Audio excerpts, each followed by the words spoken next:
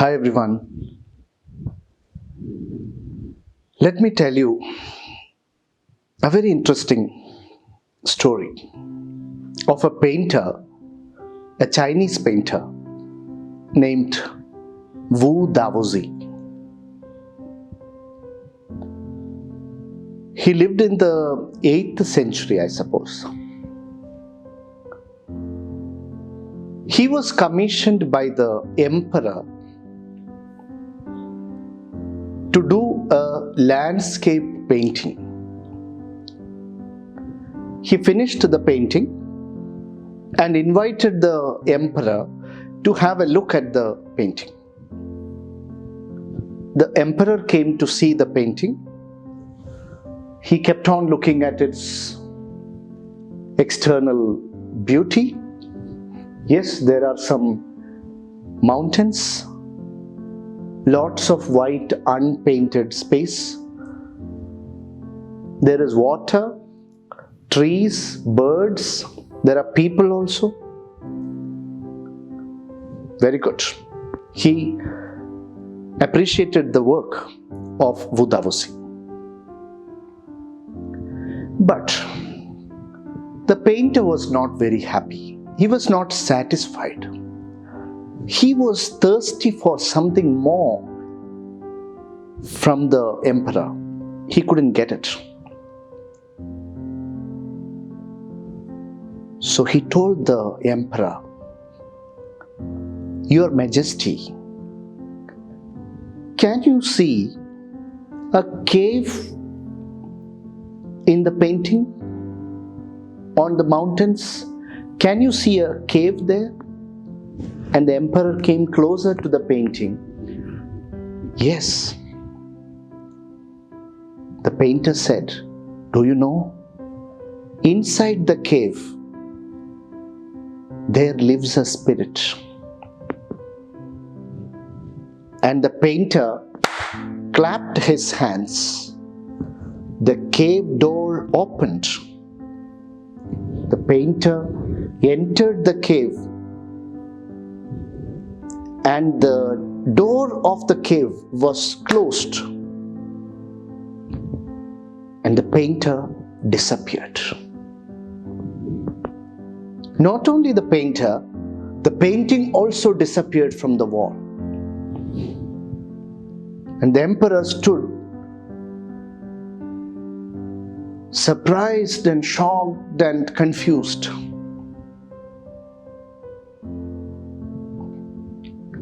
Now you may think, is it real? Can something like this happen? This is a story, no doubt. Such stories are in abundance in Asian philosophy, in Chinese philosophy. For example, if you read the anecdotes of Confucius, you will find plenty of such stories. What is the purpose of a story like this? To teach something beyond the material world. We see the external world. To talk about something beyond that, it is very difficult.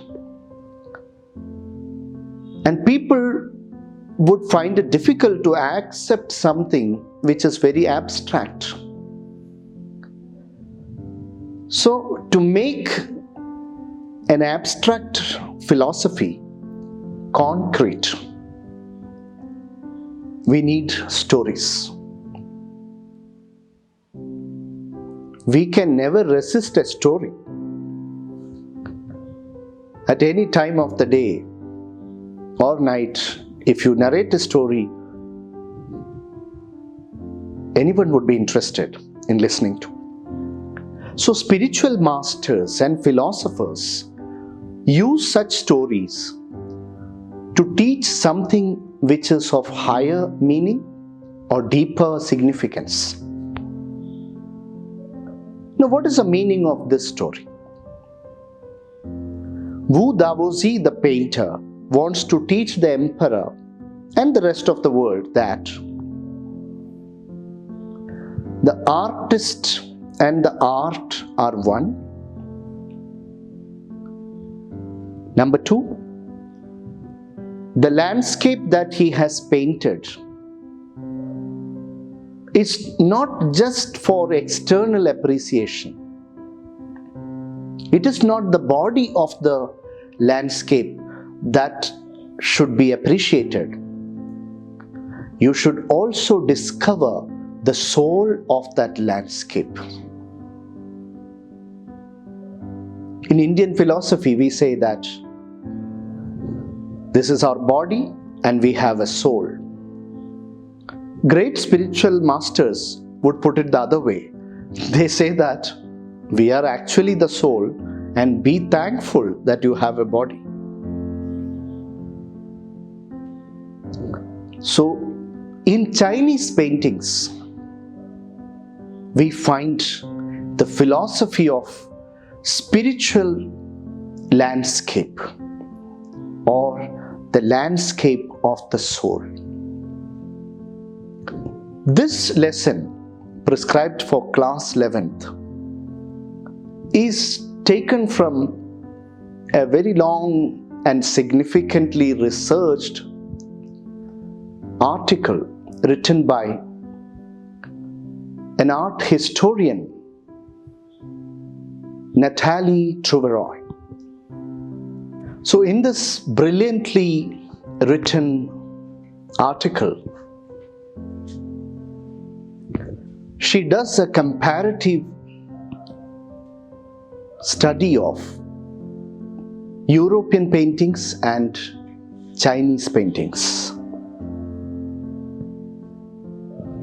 Chinese paintings, as per this article, are not copies of real or actual landscapes. Chinese paintings are based on the philosophy of Daoism or Daoism. We will come to that. European paintings are mainly interested in reproducing the external actual reality and to bring a close similarity with the external is the only objective of European paintings. So there are two interesting stories narrated in the lesson related to European paintings, and to show how this objective is clearly seen in these stories. The first story is from Belgium, from the city of Antwerp. There was a blacksmith named Quentin Metzes. He fell in love with his master's daughter, and her father would not approve of this relationship. So what did Quentin do? One night, he entered his master's art gallery and studio and painted on the panel a fly and came out. Next morning, when his master entered the studio, he saw a fly sitting on the panel. He thought it was a real fly and he started swatting it off, but it didn't move. And he was so surprised to see that it is not a real fly but a painting. Very soon he came to know the painter who did it, none other than Quentin Metzes. He was so impressed by his artistic talent. He told him, you can marry my daughter. Quentin married his master's daughter and also was admitted into the studio as an apprentice, and he later became one of the greatest painters of his age. Another story is of a painter who was painting a dragon, and he was almost about to finish the painting. He just had to paint the eye of the dragon. But by the picture, he got so scared by it that he did not dare to paint the eye and left it like that. So these two stories from European art tell us that the objective of European paintings is to bring art very close to reality or the external world and reproduce it as it is or as they are. And the European painter wants all of us to take a single point of view and look at the painting the way he looked at it. Now let's come back to Chinese paintings. As I told you, Chinese paintings are based on the philosophy of Daoism or Taoism. What is Tao or Dao? The word means path, way.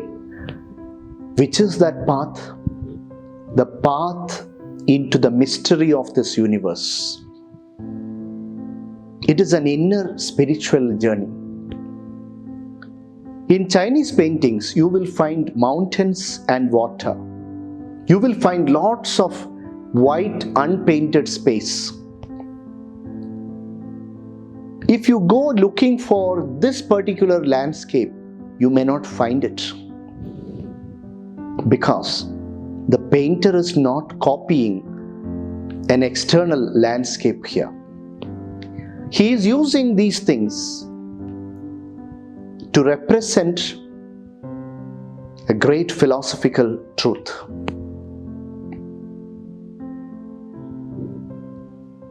Mountains and water in Chinese paintings represent Shan and Shui. In Daoism, Shan Shui refers to two complementary poles that make this universe complete. Like mountain and water, yin and yang, the feminine energy and the masculine energy. How these two make this universe. So when you look at a Chinese landscape painting, understand mountain stands for yang and water stands for yin. Now, what about that unpainted white space in the painting? It is not just left blank because there is nothing to paint. No, it also has a philosophical reason and justification. The two complementary poles, yin and yang, where do they meet? They need to meet. That is what makes this universe. Their meeting point is the empty space, which is known as the middle void. The middle void. The empty middle space. This can be compared to the Indian yogic practice of pranayama. What are the three important things in that? Breathe in, hold the breath or retain it, then breathe out. In these three things, I hope you know which is the most important. The most important aspect of pranayama is retaining the breath, holding the breath. Because it is at that point meditation happens.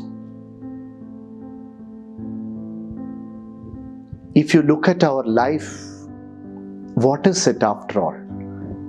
One breath in when we were born and one breath out when we leave. Then what is life?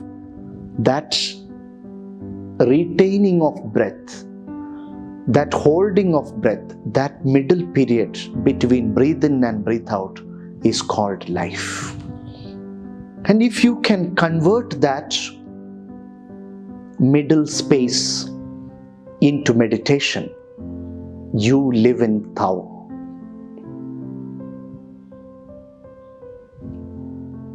Totally non-interfering awareness, also known as Wu Wei in Daoism.